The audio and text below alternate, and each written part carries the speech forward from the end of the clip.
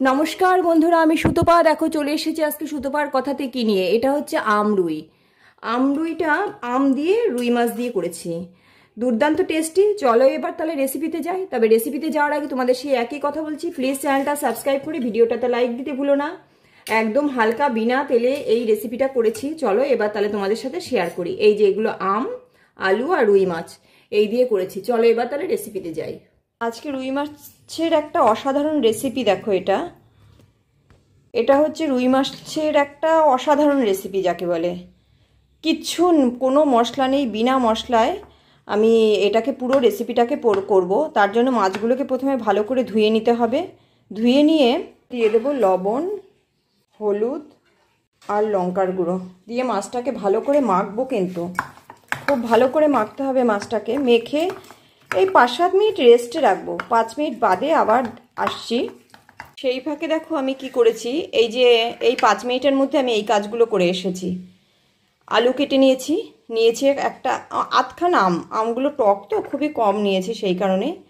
আর নিয়েছি হচ্ছে এই যে আদা আর কাঁচা লঙ্কা, এটাকে পেস্ট করে আনবো। খুব ভালো করে করব না, মোটামুটি পেস্ট করব। এদিকে মাছগুলো দেখো কি অবস্থা হয়ে গেছে। পুরো 5-7 মিনিট রেস্ট দিলে হয় কি মাছগুলো না মজে যায়, ভালো একদম সুন্দরভাবে মজে যায়। মাছের যে লবণ হলুদ মাখানো হয় সেটা পুরো মজে যায়। এই যে ঠিক এরকম করে পেস্ট করেছি। দেখো কড়াই বসিয়ে দিয়েছি, কড়াইতে তেল দিয়ে দিচ্ছি। মেনলি হচ্ছে মাছগুলোকে এখন ভেজে তুলবো। ওই ভাজাই ঠিক যেটুকুনি তেল লাগবে সেইটুকুই তেল দেবো আমি, তার বেশি তেল দেবো না।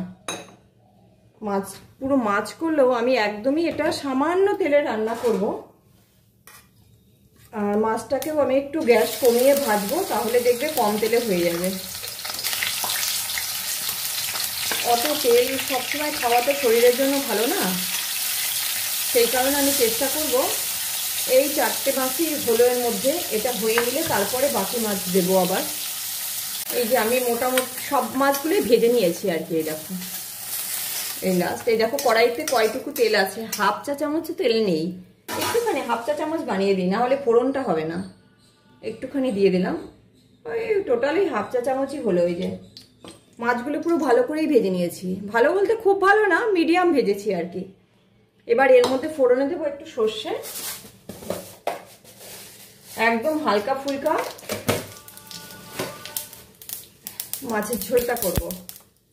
আর একটা তেজপাতা দিলাম, আর কিচ্ছু দেবো না। দেখো কয়টুকু তেল ফোড়নে দিয়ে, ফোড়ন দেওয়াতে একটু বুঝতে পারার কথা। দেখো যে ফোড়নের ওইটুকুই শুধু ডুবেছে।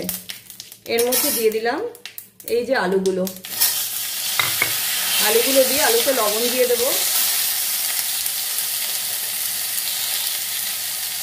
আর একটু হলুদ দেবো, হলুদ দিলাম। দিয়ে এবার এটাকে নাড়া দিয়ে ঢাকা দিয়ে আলুগুলোকে একটু গ্যাস কমিয়ে ভাজবো। আলু দেখবে নরম হয়ে যাবে।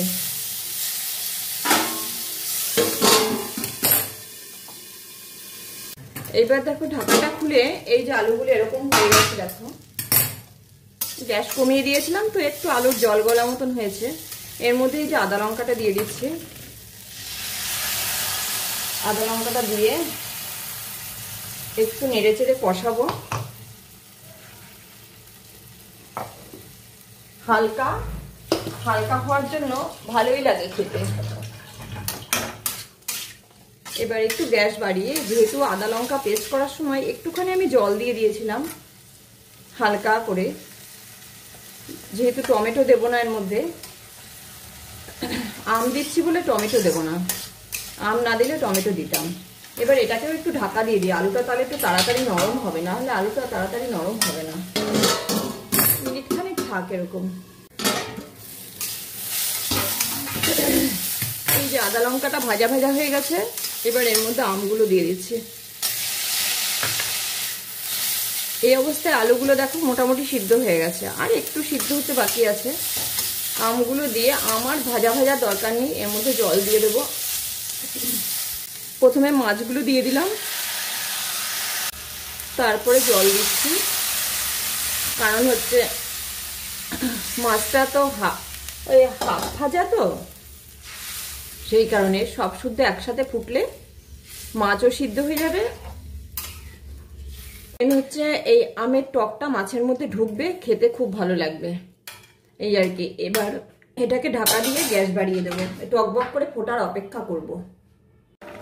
এই দেখো কত সুন্দর হয়েছে, দেখতেও সুন্দর হয়েছে আর একদম হালকা তো। আর এই আমের টকে মাছগুলো দারুণ লাগে খেতে। এটা গ্রেভিটা একটু যাতে একটু ঘন হয় সেটা করার জন্য হালকা, খুব বেশি না, ওই 5-6 পিস এই যে আলুগুলো তুলে নিচ্ছি আমি।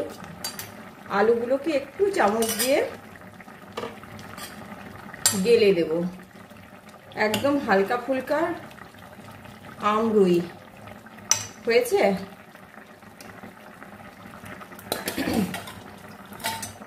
এই যে এই কটা আলু, এই দেখো একদম আলুগুলো তো কেটেছি সরু সরু করে, একটু গেলে দেবো। এই যে দেখো চামচ দিয়েই একটুখানি করে দিয়ে দিয়েছি, এতে গ্রেভিটা একটু ঘন হয়ে আসবে, দেখতে একটু ভালো লাগবে এই আর কি। ওটা না দিলেও চলে, কিন্তু খেতে গেলেও একটু ভালো ভালো লাগে, থালায় পড়লে বেশ দেখতেও ভালো লাগে, খেতেও ভালো লাগে। আমার এটা মোটামুটি রেডি হয়ে গেছে। একটুখানি লবণ টেস্ট করতে হবে। তোমরা প্লিজ চ্যানেলটাকে সাবস্ক্রাইব করে ভিডিওটাকে লাইক দিতে কিন্তু ভুলো না। আর রেসিপিটা করে খেয়ে বলো যে মাছটা কেমন লাগলো খেতে। আশা করি ভালো লাগবে, একদম হালকা ফুলকা। এই এখন যদি না খাই এটা তো আর পরে খেতে পারবো না। এটা এবার আমি নামিয়ে নিচ্ছি, এটা পুরো কমপ্লিট। এই দেখো এটা নামিয়ে নিয়েছি, এই যে ধোয়া উঠছে দেখো একবারে। তোমরা বুঝতে পারছো নাকি জানি না, দারুণ টেস্ট হয়েছে। অবশ্যই একবার ট্রাই করবে, ট্রাই না করলে বুঝবে না। সবাই ভালো থেকো, আর এটা একবার অন্তত করে খেও। এটা আমার কমপ্লিট।